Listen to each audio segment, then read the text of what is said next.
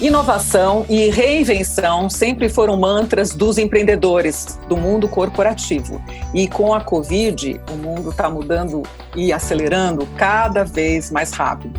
É sobre esse tema que nós vamos conversar hoje. Eu sou Mona Dorf e vou conversar com Andrea Bischi. Andrea é uma futurista, uma future thinking, e ninguém melhor do que ela para falar desses tempos transformadores, do que está acontecendo nessa travessia da Covid e o que vai acontecer depois, na retomada da economia. Ela é uma cientista do consumo, trabalha em 2 empresas, ela é head da Stylus Brasil, que é uma plataforma inglesa de inteligência de mercado, que traz tendências de comportamento, tendências de consumo, com 2 anos de antecedência. E ela também é fundadora e CEO da Sparkoff, que é uma consultoria em inovação e tendências, ou seja, ela faz uma digestão para os empreendedores, para as empresas, dessas tendências que chegam com 2 anos de antecedência. E, Andrea, eu já começo perguntando, primeiro te agradecer de estar aqui com a gente, muito obrigada, seja bem-vinda. Prazer. E olha, analisando todas essas pesquisas que você tem acesso, muito antes de todo mundo, dá para a gente já tirar um pulso dos sinais vitais da economia no mundo, aqui no Brasil? Já dá para sentir o que está acontecendo? Acho que você começou falando já, né, Mona, da aceleração.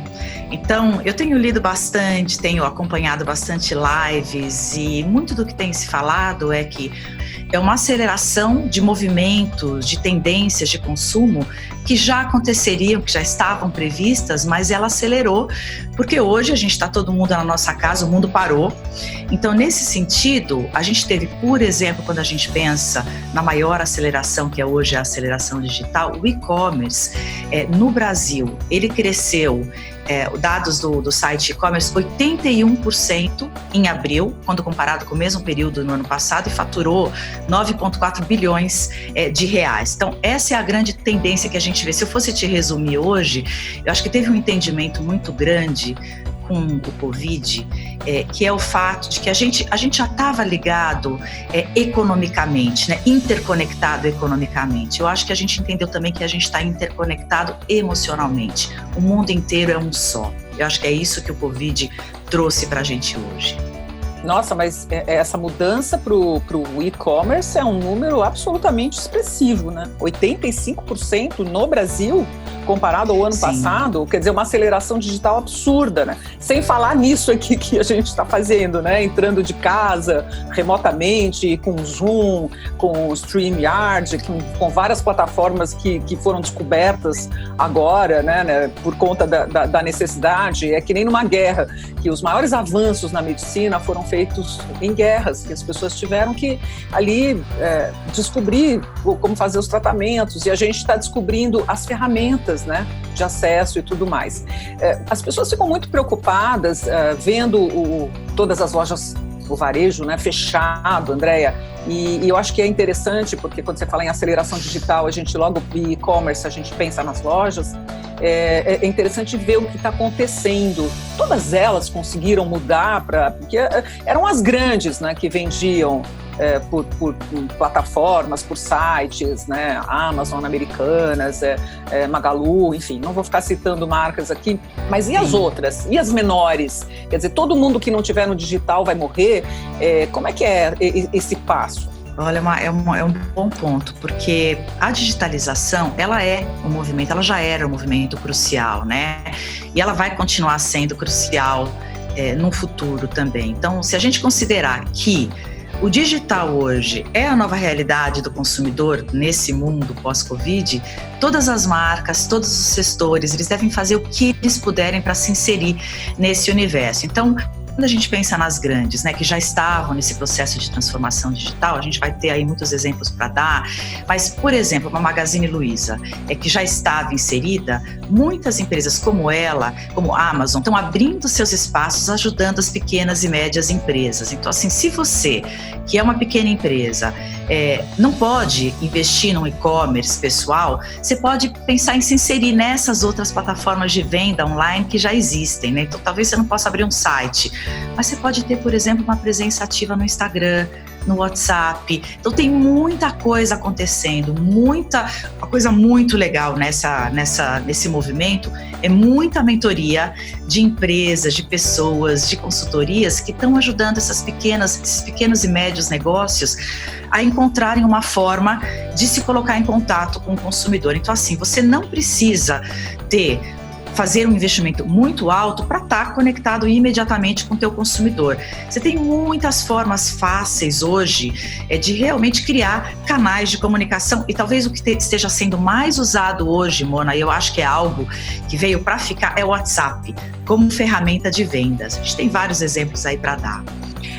Você costuma usar uma palavra que é competição, que nós estamos vivendo a era já não da competição, mas da competição. Essa colaboração entre os grandes ajudando os pequenos que você citou, isso já é uma realidade. A gente viu muitas ações solidárias aqui no Brasil, mas isso já era uma tendência e já está sendo efetivada? Já está acontecendo? Olha, eu acho que são duas coisas, né? A colaboração e competição. Então, colaboração é algo que eu estou achando espetacular, né? Inclusive, a gente está aqui falando com os bancos, e aí é a competição. A gente viu os 3 grandes bancos, né? Itaú, Santander e Bradesco, fazendo uma ação para ajudar pequenas e médias empresas, uma live incrível que a gente tem o CEO dos 3 bancos conversando com o Ilan, enfim. É um movimento muito forte e o que eu acredito, a gente está vivendo um momento único.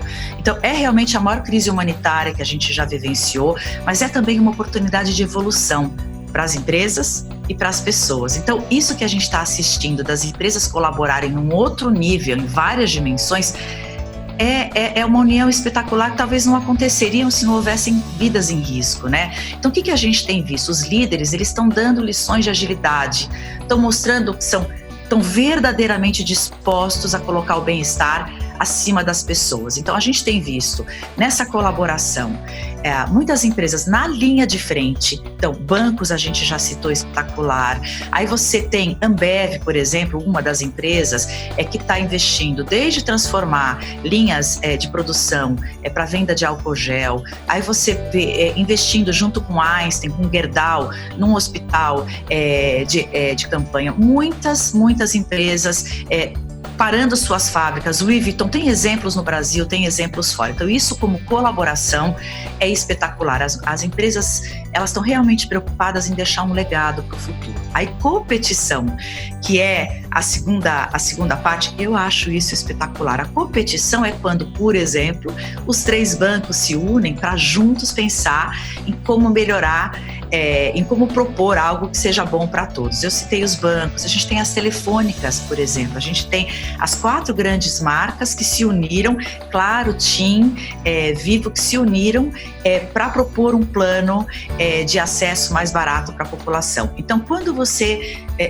chega num ponto onde marcas concorrentes elas se apoiam em prol do bem comum, eu acho que isso é realmente maravilhoso. Eu vou te citar um exemplo que aconteceu. A Nike, ela é uma empresa que já há alguns anos se posiciona de uma forma muito forte com assuntos polêmicos, e vamos dizer que o assunto racial é extremamente polêmico, né? Nos Estados Unidos, no mundo todo. Então, essa semana ela saiu com uma campanha após o acontecimento do George Floyd, que foi o policial branco que matou um negro, enfim. Então, vocês estão acompanhando, né? Que tá uma loucura nos Estados Unidos, nas ruas, Nova York, enfim. E aí a Nike fez um filme muito bacana, mudando pela primeira vez o seu Just Do It para Don't Do It e alertando a população, enfim, um papel que ela sempre faz já há alguns anos de se posicionar. O que foi o mais bacana da história quando a gente fala de competição? No Twitter, a Adidas, que se a gente pensar é o grande concorrente da Nike, ela repostou esse vídeo da Nike colocando "Estamos todos juntos nessa". E a Nike repostou de novo retweetou colocando um coração para Adidas. Então são dois gigantes, né, nesse caso, de outra indústria, mas que estão juntos em prol de um bem comum. Então, quando a gente pensa, né, quando a gente fala que isso tem a ver com afeto, isso tem a ver com solidariedade, e a gente fala, isso é piega, a gente não é piegas, porque na verdade, mais e mais, as empresas, as marcas, elas vão ser medidas por métricas que vão muito além de faturamento. Então, o impacto social que uma empresa tem, que é uma siglazinha que é ESG, que é o econômico, social e a governança, isso tem cada vez mais valor para as empresas. Então, nesse sentido, as marcas entenderam que os consumidores vão votar nas suas...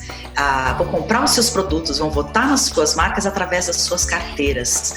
E tem todo um movimento, que eu acho que isso é super importante, dessa competição com a colaboração, que as marcas entenderam também esse papel fundamental que elas têm hoje para promover as mudanças necessárias na nossa sociedade. Você já entrou num tema que era uma pergunta minha, que é sobre o legado da Covid, né? Como é que as marcas serão lembradas? E, aliás, isso vale para as pessoas também. Como é que elas serão lembradas nesse período? O que você fez para o outro? Qual foi a empatia que você teve para o próximo? Enfim, você só ficou pensando na sua vida ou você ficou tentando saber como é que está, né, seu vizinho distante, seu amigo para quem você não liga faz séculos?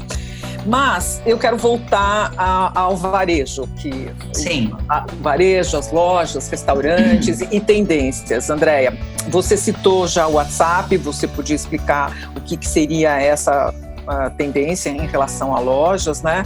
E também tem a questão que muitas grandes, como você falou, estão oferecendo o marketplace delas, né? Eu li que a Amazon está oferecendo isso para os shoppings, ou seja, os shoppings terão lojas dentro da Amazon, né? Que é uma gigante, e o shopping já é um gigante, mas um pequeno também pode ter. A Amazon já oferecia isso para qualquer pequeno, individual e tudo mais. Mas quais são essas tendências? O que mais tem de novidade que está acontecendo no mundo nessa área de varejo, Andréia? Tem essa área, minha favorita aqui, Mona. Eu acho que uma das que eu diria para vocês, se juntando à plataforma, né? A gente tem, como essa da Amazon, a Magalu, por exemplo, que também ela disponibilizou, seja para o pequeno varejista, seja para a pessoa física. Eu acho que uma das grandes novidades é as marcas hoje entenderem essa força com seus vendedores em casa, elas estão transformando seus vendedores em lojas. Então, a ReHap, por exemplo, inteligentemente, para fazer valer todo o network do seu vendedor, ela permite que o vendedor faça a venda diretamente do seu WhatsApp. Eu acho que isso é uma coisa que está acontecendo, é um fenômeno super bacana. O outro é o que eu chamo de comércio ao vivo. Então, o que é isso, Mona? Hoje, isso já não é uma coisa nova, tá? Ela já vinha acontecendo, mas ela se acelerou realmente com a crise, com o Covid. Então, por exemplo, eu estou no momento onde eu estou comprando, eu tenho toda a inteligência artificial, eu estou no meu e-commerce, mas eu sinto falta, sim, de uma experiência mais de perto, de um high touch, digamos, né? A gente migra do high-tech para o high-touch.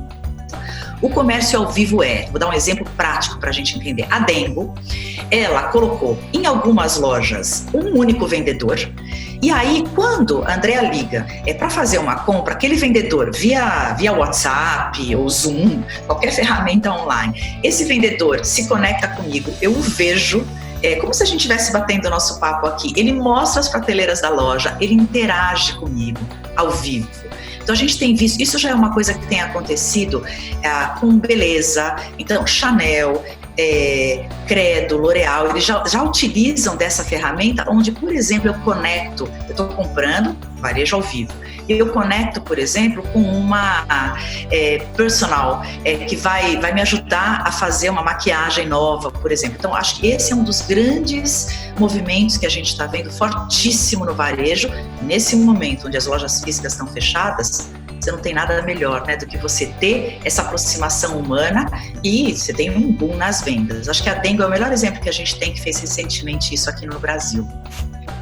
Ou seja, aquela antiga shopper, né, personal shopper, ela vai na loja e ela experimenta e diz, olha, esse casaco a gente usa com essa calça, faz isso só para dar um exemplo, por exemplo. Exatamente. Né? E sabe o que eu te diria, Mona? Outra coisa que mudou também, eu acho que esse é um movimento muito forte, da globalização para a localização. Então a gente tem visto, e tem a ver com a colaboração que a gente falou, com a humanização, a humanidade aflorada. Muita gente hoje valorizando o comércio de bairro. Então os comércios pequenos, dando realmente valor desde aquilo que é artesanal, mas ao invés de eu comprar numa grande rede, eu vou comprar naquela loja menor, que pode depender da minha compra para realmente a sua sobrevivência no futuro. Então, acho que esse é um outro grande movimento. E eu diria também um outro que a gente tem prestado bastante atenção, que é a logística. Então, as lojas, mesmo esses pequenos varejos, sendo usados como ponto de logística para as grandes plataformas. Então, um dos grandes objetivos hoje de uma Amazon é entregar no menor número de horas possível a encomenda dentro dos seus grandes dos grandes armazéns. Então, ela tem usado como logística, vai começar a usar cada vez mais, esses pequenos pontos de comércio, que é uma forma de você conseguir fazer o teu produto chegar mais rápido no consumidor. Então, assim, são vários movimentos que a gente tem visto no varejo que vão mudar mesmo a forma como a gente compra, como a gente consome. Agora, a loja física, ela nunca vai ser substituída, mas certamente a gente vai ter uma mudança grande, né? Quando a gente pensa em termos de higiene, a gente tem visto, né, a volta, em alguns lugares que já voltaram ao comércio, a gente tem que medir temperatura, né, antes de entrar nas lojas. Então, eu vejo como um movimento bem, bem importante, cada vez maior, a gente se aprimorar nessa comercialização digital mesmo. É algo que veio para ficar e vai explodir. Você tocou num ponto fundamental, que é a questão da logística, né? E eu senti isso, assim, eu tenho procurado também encomendar de pequenos restaurantes mesmo, que forneciam sanduíche e tudo mais, e eles têm um problema incrível de logística. Eles não tinham motoqueiro, parceiro, então essa área deu uma baita de uma acelerada, né? Inclusive com aluguel de motos, com aluguel de carros. Acho que muita gente que está sem trabalho deve estar se oferecendo para entregar com carro, com delivery, a questão do delivery mesmo, isso deu uma acelerada, ou seja, a economia está se mexendo. Em suma, a gente está falando disso, né, Andréia? Exatamente, tem um conceito que é o conceito do last mile, né? Porque hoje, para a gente chegar com muita rapidez, falta sempre aqueles poucos quilômetros, né, para você poder entregar a tua mercadoria. Então é isso mesmo que você falou, Mona. Tem muita gente pensando como é que eu consigo suprir esse last mile. A gente está vendo Rappi nesse boom crescente, né? A gente viu, e aliás, esse é o outro segmento que está colaborando muito, 99 de táxis, enfim, a gente está vendo muitas empresas hoje pensando como é que elas podem entregar, e também todo o processo de higiene que tem na entrega das mercadorias, né? Você acha que todo mundo do mundo empresarial já entendeu que o seu negócio está sendo expandido no ambiente digital e não reduzido? Quer dizer, hoje a pessoa pode vender para o mundo todo, para o Brasil inteiro, nas plataformas, e não só para o freguês, para o cliente que passava ali em frente à lojinha.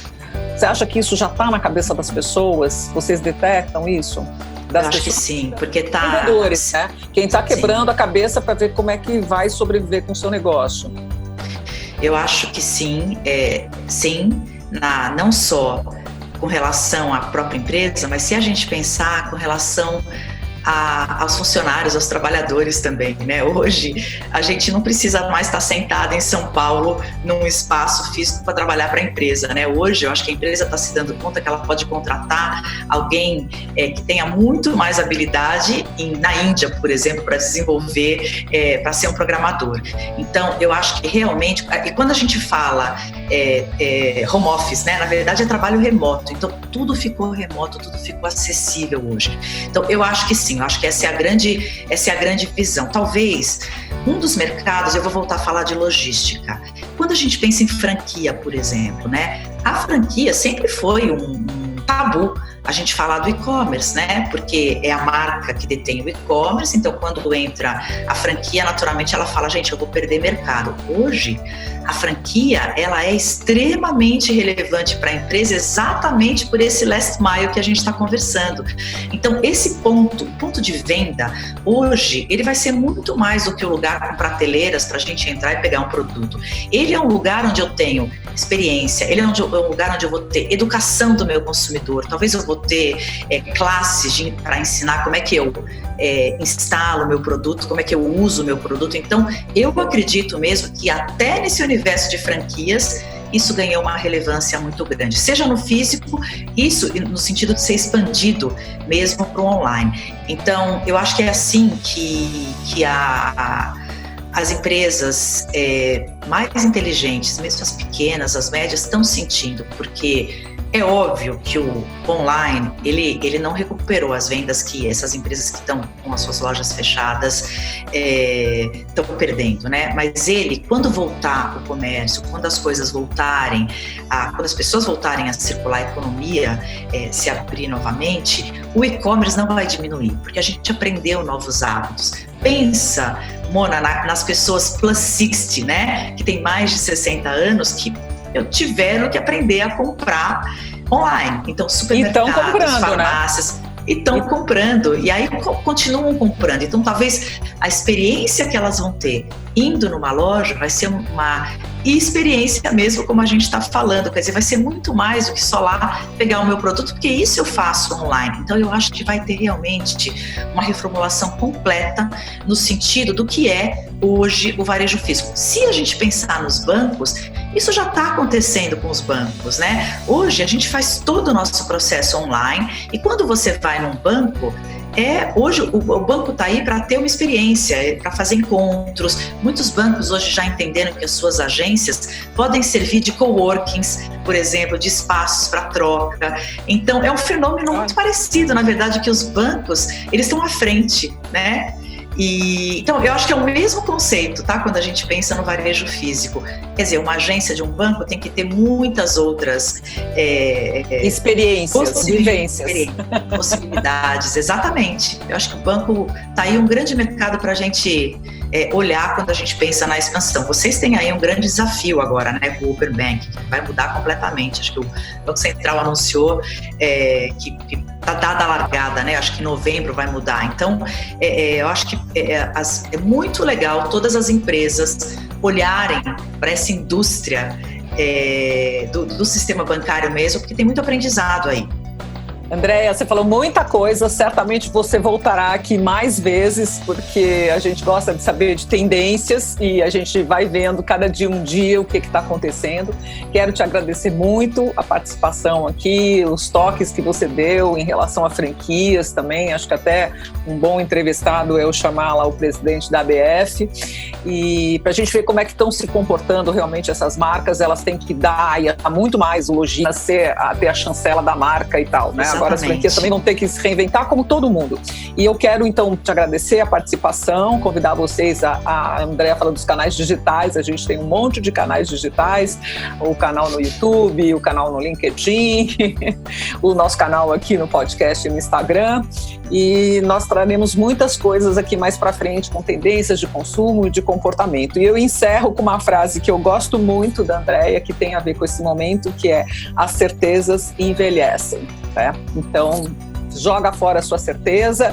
E uma outra frase dela que eu gosto muito, que é assim: vai lá e faz, né? O feito, como é que é, Andréia? Vamos deixar você falar. O feito é melhor que perfeito. E, Mona, para complementar essa história das certezas envelhecem, quem está ouvindo a gente, é sério, pensa nisso mesmo, quais eram tuas certezas absolutas que não fazem mais sentido levar para esse novo momento. E pensa realmente na crise como um portal que se abre para você poder inovar de verdade, né? Então, que certezas que envelheceram estão te prendendo hoje? Abre essa gaiola mesmo, né? Deixa essas certezas irem embora para você abrir espaço para o novo. Mona, eu te agradeço a Febraban, um prazer estar aqui com vocês. Muito obrigada e até a próxima.